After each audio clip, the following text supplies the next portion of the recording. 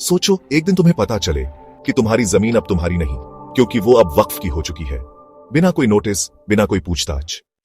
वक़्फ़ यानी अल्लाह के नाम पर जमीन या प्रॉपर्टी को दान करना, ताकि वो मस्जिद, कब्रिस्तान, मदरसे या समाज सेवा में काम आए। सुनने में नेक काम लगता है ना? लेकिन भारत में ये बन चुका है सबसे ताकतवर, सबसे विवादित और सबसे कम समझा गया कानून। ब्रिटिश काल में वक्फ को मैनेज करने के लिए कानून बनाए गए। आजादी के बाद 1954 में पहला वक्फ एक्ट आया। फिर 1995 में ऐसा एक्ट बना जिसने वक्फ बोर्ड को सुपर पावर दे दी। वक्फ बोर्ड खुद तय करेगा कौन सी जमीन वक्फ है। आप कोर्ट भी जाओ तो पहले वक्फ ट्रिब्यूनल जाना होगा। टेंपल या चर्च ट्रस्ट को ऐसी कोई पावर नहीं।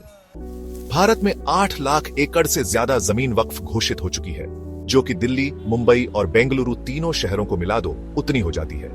2 लाख करोड़ का वक्फ घोटाला कर्नाटका 2012। एमएलए, अफसर और बिल्डरों की मिली भगत से सरकारी और निजी जमीनें तक वक्फ में घुसा दी गई। अब मैदान में उतरी मोदी सरकार और चालें चली गई, धीरे लेकिन धारदार। 2023 में केंद्र ने वक्फ सर्वे पर रोक लगा दी। फिर 2024 में बीजेपी राज्य सरकारों ने सरकारी जमीनें वक्फ से छुड़ाई और 2025 में आया वक्फ अमेंडमेंट बिल और यहीं से असली घमासान शुरू। अब वक्फ बोर्ड में गैर मुस्लिम सदस्य भी होंगे।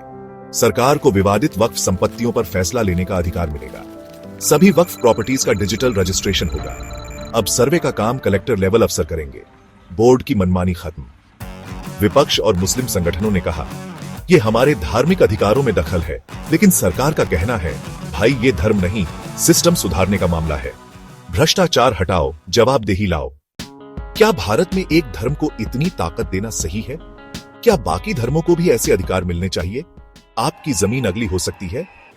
यह कोई मामूली कानून नहीं, यह उस साइलेंट कब्जे का नाम है जो चुपचाप आपकी जमीन निगल सकता है। अगर तुम जागे नहीं तो अगली लाइन में तुम्हारा ही घर होगा। लाइक करो अगर तुम सच के साथ हो, शेयर करो ताकि बाकी भी जाने, कमेंट करो क्या वक्फ एक्ट को हटना चाहिए, सब्सक्राइब करो क्योंकि रोहित यादव लाता है वो सच जो छुपाया जा रहा है।